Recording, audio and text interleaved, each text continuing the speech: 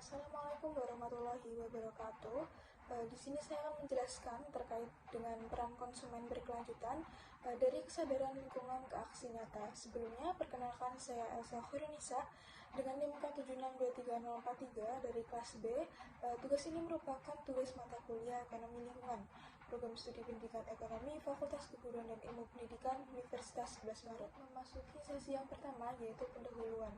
Perilaku konsumsi masyarakat saat ini tidak hanya mempengaruhi pasar dan produsen, tetapi juga berdampak besar terhadap lingkungan dan berkelanjutan ekonomi jangka panjang. Konsumsi berkelanjutan menjadi konsep penting untuk menjaga keseimbangan antara pemenuhan kebutuhan dan kelestarian lingkungan. Ini dikutip dari Untar Research Team tahun 2023.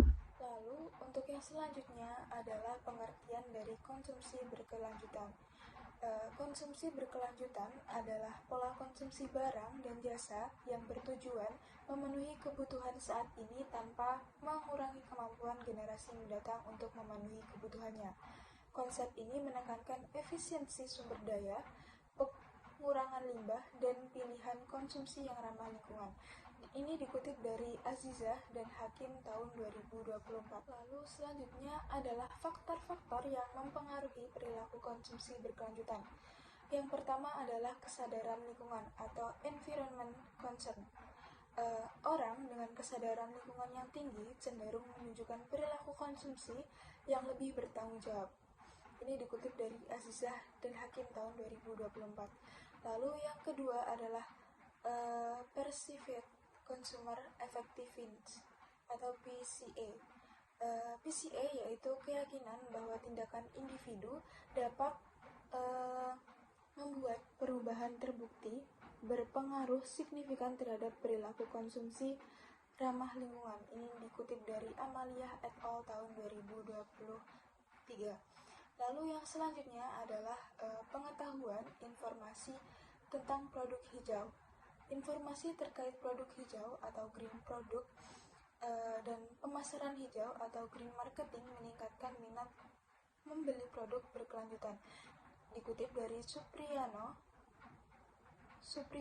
et al. Tahun 2024.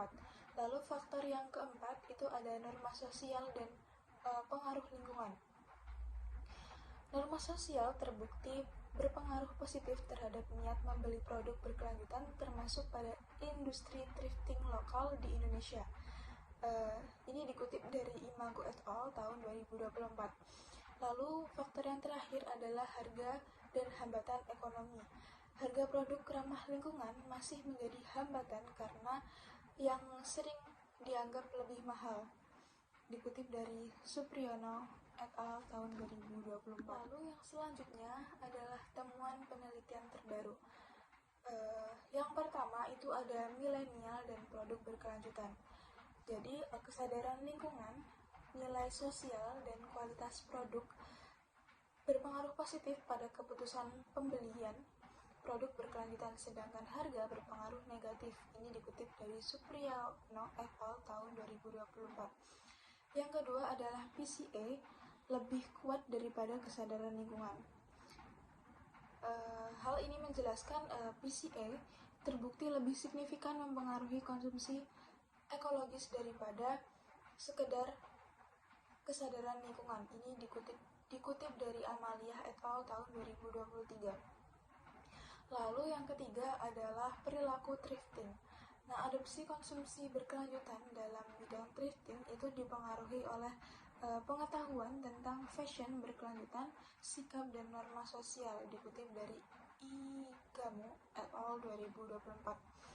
Lalu yang terakhir, penemuan penelitian terbaru yang terakhir adalah green marketing, yaitu di mana strategi pemasaran hijau atau kemasan ramah lingkungan, ekolabel, dan juga informasi lingkungan terbukti mempengaruhi niat beli konsumen. Ini dikutip dari Azizah dan Hakim tahun 2024. Materi yang selanjutnya adalah tantangan konsumsi berkelanjutan atau intention behavior gap. Nah, banyak konsumen berniat baik tetapi tidak melakukan aksi nyata. Lalu yang kedua adanya kurangnya informasi produk yang jelas. Yang ketiga, harga lebih tinggi dibanding produk biasa. Yang terakhir adalah kebiasaan dan budaya konsumsi yang tidak selalu ramah lingkungan. Materi yang terakhir adalah implikasi. Yang pertama adalah untuk produsen. Perlu menyediakan produk berkelanjutan menggunakan kemasan ramah lingkungan dan meningkatkan transparansi informasi. Ini dikutip dari Aziza dan Hakim tahun 2024. Lalu yang kedua adalah konsumen. Konsumen berperan aktif memilih produk ramah lingkungan dan mengurangi perilaku konsumtif. Lalu yang terakhir adalah pemerintahan. Pemerintahan itu perlu memperkuat edukasi publik, regulasi produk hijau, dan insentif ekonomi. Ini dikutip dari Unta Research Team tahun 2023. Terakhir yaitu simpulan. Perilaku konsumsi berkelanjutan penting untuk menjaga keseimbangan antara pembangunan ekonomi dan kelestarian lingkungan.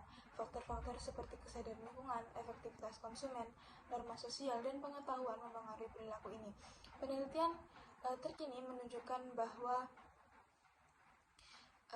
diperlukan kolaborasi produsen, pemerintah, dan masyarakat untuk mencapainya. Nah, berikut ini adalah daftar pustaka dari materi-materi yang sudah dijelaskan di awal. Ada Azizah SN and Hakim MA tahun 2024, lalu ada dari Amalia HNS, lalu ada dari Igamur, ada dari Supriyono, dan juga ada dari Unta Research Theory yang saya jelaskan pada kesempatan kali ini. Ada kurang lebihnya, saya mohon maaf. Wassalamualaikum warahmatullahi wabarakatuh.